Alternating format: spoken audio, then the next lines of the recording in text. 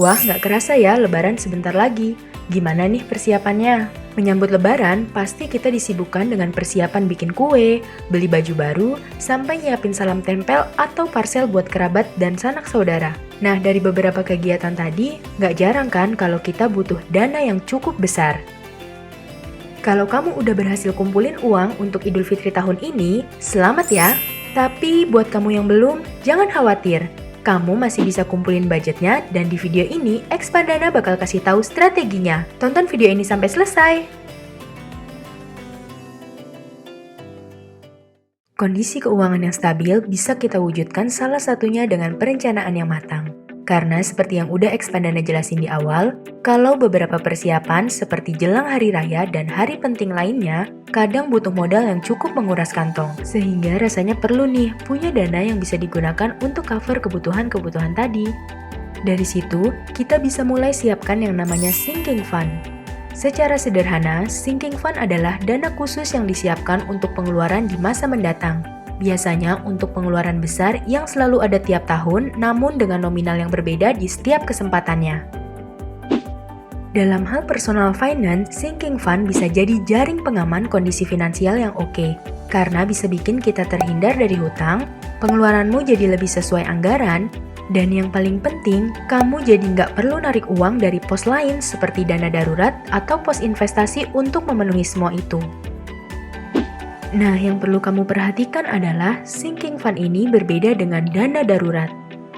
Kalau dana darurat, dananya disiapkan dan digunakan khusus saat kamu benar-benar mengalami keadaan yang sangat mendesak.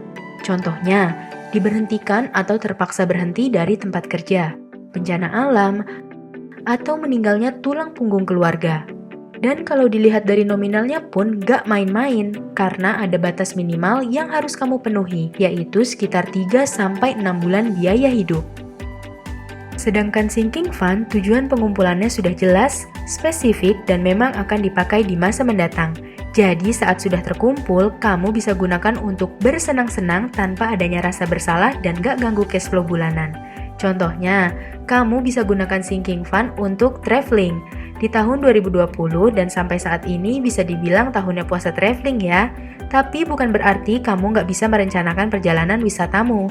Yuk coba hitung dan anggarkan dana yang kamu butuhkan untuk traveling pasca COVID-19 nanti. Kedua, memperingati hari raya seperti Idul Fitri, Imlek, jadi waktu di mana kamu harus mengeluarkan uang lebih untuk memberi angpau keponakanmu atau orang yang lebih tua di kampung halaman. Nah, daripada terus nunggu THR, yuk rencanakan dana hari raya ini lewat sinking fund. Dengan begitu, kamu nggak perlu bingung untuk menyiapkan dana setiap tahunnya dan jadi lebih siap kalau sampai nggak bisa dapat THR. Lalu kalau ada pertanyaan, THR-nya dipakai buat apa dong? THR ini bisa kamu tabung atau investasikan. Bisa juga kamu masukkan ke dalam sinking fund yang membutuhkan dana lebih besar, seperti membeli sapi atau kambing untuk Idul Adha, karena biasanya selang sebulan atau 2 bulan dari Idul Fitri, umat muslim akan merayakan Lebaran Haji. Selanjutnya, siapa nih yang masih suka bingung waktu ulang tahun orang tua atau kerabat karena uang untuk membeli hadiah terbatas? Saatnya kamu buat sinking fund. Dengan begitu, kamu bisa leluasa memilih dan membeli hadiah tanpa rasa khawatir akan memakan banyak uang dari gaji bulanan. Dan yang keempat, sinking fund bisa kamu gunakan untuk membayar biaya pajak kendaraan. Aturan perundang-undangan di Indonesia mewajibkan setiap pemilik kendaraan bermotor untuk membayar pajak. Pada praktiknya, kamu nggak cuma punya kewajiban bayar pajak tahunan, tapi juga ada pajak 5 tahunan. Nah, alangkah baiknya dana tersebut kamu kumpulin jauh hari dengan sinking fund. Dari beberapa hal yang bisa kamu kumpulkan dengan sinking fund, tujuan finansial apa sih yang bakal menjadi prioritas kamu melalui sinking fund? Coba tulis di kolom komentar yuk! Buat kamu yang belum punya sinking fund, sekarang waktunya dan gak ada kata terlambat. Yuk langsung aja kita buat daftar pengeluaran terbesar yang kemungkinan akan terjadi atau keinginan yang mau kamu penuhi di tahun depan. Jangan ragu menuliskan apapun itu karena pada dasarnya sinking fund memang dibuat untuk memenuhi kebutuhan sekaligus bersenang-senang.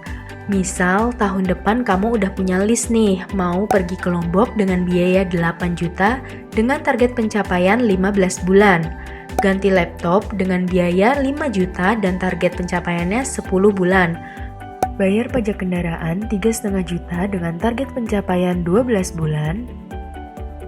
membayar kos-kosan 2 juta per bulan, mempersiapkan THR 2022 sejumlah 3 juta dengan target 10 bulan, dan sinking fund untuk hadiah 3,5 juta dengan target pencapaian 12 bulan.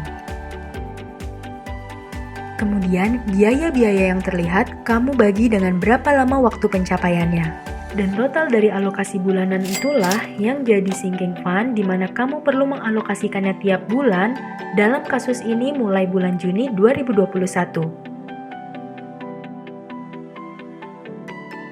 Selanjutnya, kamu bisa siapkan rekening khusus sinking fund, supaya dana yang dikumpulkan nggak terpakai untuk hal lainnya.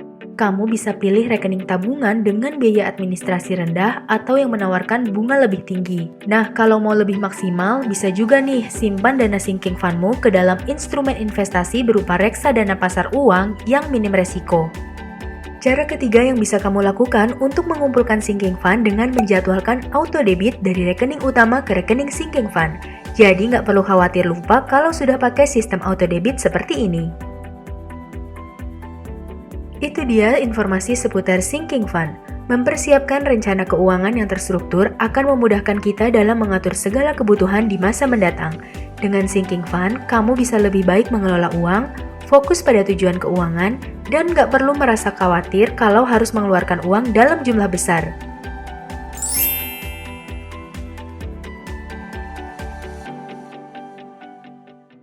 Semoga membantu.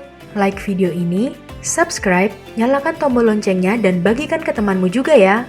Kalau kamu punya ide video lain seputar mengelola keuangan dan investasi, yuk langsung aja tulis di kolom komentar. Sampai jumpa di video berikutnya.